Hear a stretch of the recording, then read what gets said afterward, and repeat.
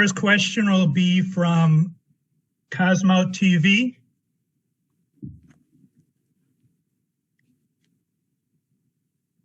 First question right here. Coach, can you hear me? Yes. This series looks like a lot with the series against the Nets. After the first 3 games, the score is exactly the same. How much do you think that this can motivate you so you can eventually get where you want to go in these finals?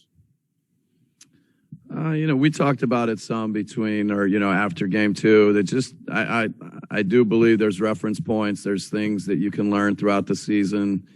There are things that you got to draw on. It doesn't guarantee or fix or, really,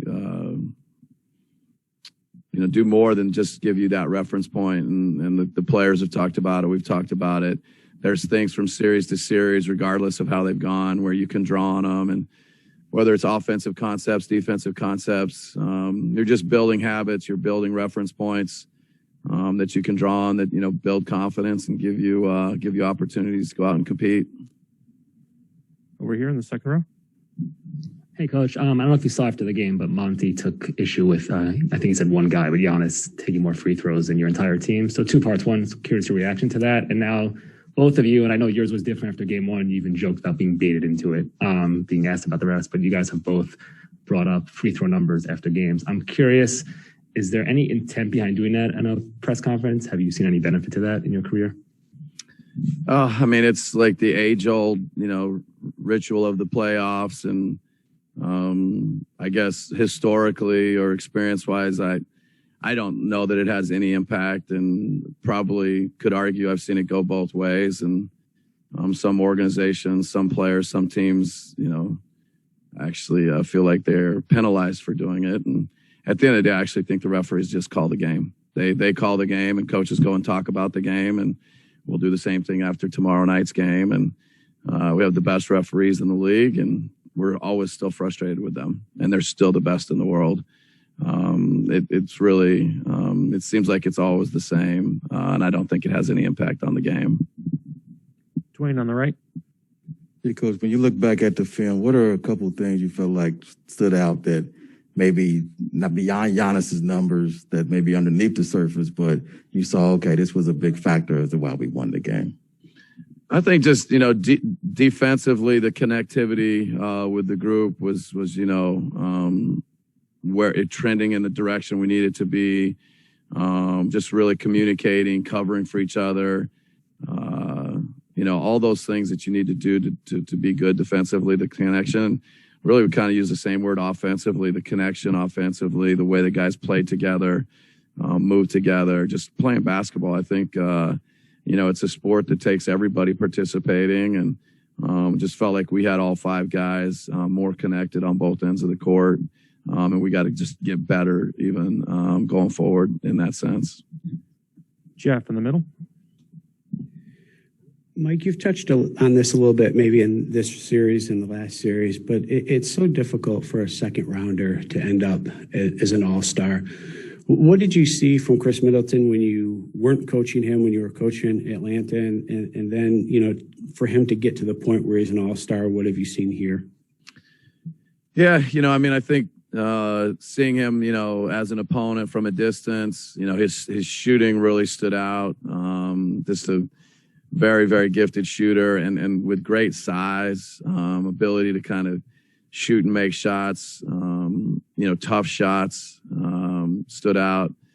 I think the thing that's really maybe since being around him every day, just his work ethic, his professionalism, but as far as a player, the ability to be a playmaker and grow as a passer, I think that that's been a huge part of our growth, and maybe he did it more before. Just, sometimes you don't see it and pick up on it like you do when you're around everybody someday. But the playmaking, I think he's an underrated defender. His size, again, just what he does at 6'8". He's a really skilled, gifted, smart basketball player. His IQ, I talk a lot about his IQ. It's off the charts, and he sees and reads and understands things very quickly and at a very, very high level. I don't know if this is something you consider, that you're essentially your two best players. One is a second rounder and one is just at the end of the lottery draft pick. That doesn't happen very often. Do you consider the good fortune that takes? Yeah, I think there's a lot of good fortune there, for both, Chris and Giannis to end up here and now being together for 7-8 years. I think it's that they've been teammates and kind of building this together and trying to get to this point. And I think it speaks to being able to build, championship level teams different ways. There's not just one way to make it to the NBA Finals. And, John Horst and our ownership and Giannis and Chris, the stick-to-itiveness, to belief, to build around those two guys, along with a lot of good fortune. It's always a little bit of both. Jim in the second row. Hey, Mike. Brooke was saying the other day that in terms of watching Giannis or sort of seeing what he's doing, and Brooke, meaning like he's trying to appreciate it and sort of understand. I guess from your chair, is it hard to do? I don't know if it's called reflect, but when you're in the moment and it's always about getting better, moving forward, to kind of take in the air that he just sort of entered in this finals and the injury and all that stuff. Have you allowed yourself that at all, or is that an August sitting at home thing, or 10 years down the line thing? No, I think wrapped in the question, it's the most interesting part, is I think the coaching staff, and actually we want more, so I think it's like not only, it's probably wrong or not to not appreciate what he does. And we do appreciate it. I don't want to, it's very, very special, but in the heat of the moment, we're constantly just, I think pushing Giannis that he can give us even more, and pushing the group that they can do even better and give us more. And it's, luckily, I think Giannis likes being pushed. He likes being coached. And so that's more the mindset than, but I think every day we come to the facility, Giannis is appreciative of what's there. Coaches were appreciative to have such a good team. And, so there's a awakening every day where you're appreciative, and then you kind of get in the gym and you push and you want more. So I don't reflect on how great he is probably enough, or really very often. Brian in the back. I want to ask you, from your years with Coach Popovich, I remember him talking for many, many times about that team having corporate knowledge. The guys were together and just kind of knew how to do things. Now he's got the Olympic team and doesn't have that. Is that something that's a difficult adjustment for any coach, or do you expect kind of 2 years or 2 minutes, whatever, you'll figure it all out? No, it takes a lot of time to figure things out. There's no replacement for, reps and experiences and being defended different ways and having to, navigate different things defensively. And, it's a little bit like Chris and Giannis. They've been together for so long that you can just see and feel some of the things they do that are very just instinctual, very just kind of without thinking about it. And I think as a team, we're a long ways away from that, but there's parts of our group that has that corporate knowledge. And I think we're fortunate to have as, many, particularly Chris and Giannis and Brooke being together for the last 3 years, and now Drew mixing in and Tuck mixing in, and Pat, somebody off the bench that has a lot of corporate knowledge, is really helpful. So no, you can't get that in 2 minutes or 2 games or, a couple practices. It's real, and it takes real time. Tim in the front. In game 2, Mike, Phoenix had 17 attempts on corner threes. In game 3, I think they only had 3. What did you guys tweak there, and how sustainable do you think that is to keep them limited there going forward? Yeah, no, I think it's something that if we can, try and make everybody uncomfortable, try and, make all the shots contested and difficult, but certainly the 3-point line hurt us, particularly game 2, Bridges and Crowder and Cam Johnson. So it's a great challenge guarding Paul and Booker. They tend to attract extra attention, draw an extra body, and they're willing passers. So the better we can do on Paul and Booker, hopefully the better we can do, reducing, particularly corner threes are real, I think that's a hot spot for any offense, and defensively, if you can limit them, it's real helpful. Dave here in front. Well, you just mentioned the better job you could do on Paul and Booker. Booker, had his worst game of the series offensively after pretty strong games in games 1 and 2.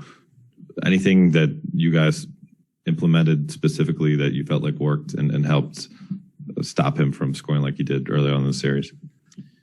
No, I think, we felt like we got a little bit better from game 1 to game 2, and hopefully we did the same thing going from game 2 to game 3. And, and he's a great player, but he's human, but I think we're expecting, we're going to have to be even better on him, but being able to throw different people on him, Tuck is an individual defender, and then Drew's abilities, and sometimes Chris and Giannis, and, Brooke is his own way of, impacting things. And, but I wouldn't say there was one specific thing or anything we did different.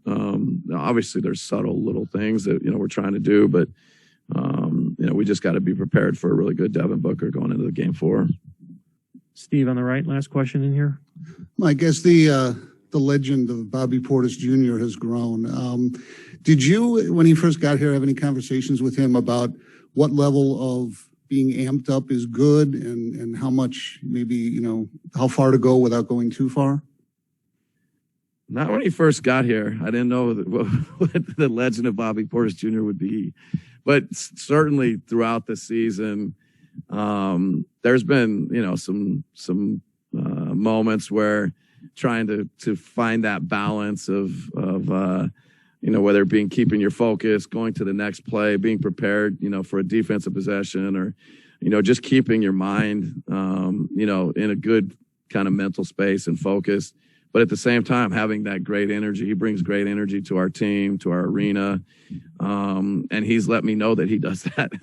And so, it's been kind of a fun journey with him to have those conversations. Sometimes it's in the heat of the moment, and sometimes it's on, an off day or between games. But his passion is so real. I think the way his teammates respond to him and appreciate him and love him, it's all real. And so I probably should just, step aside.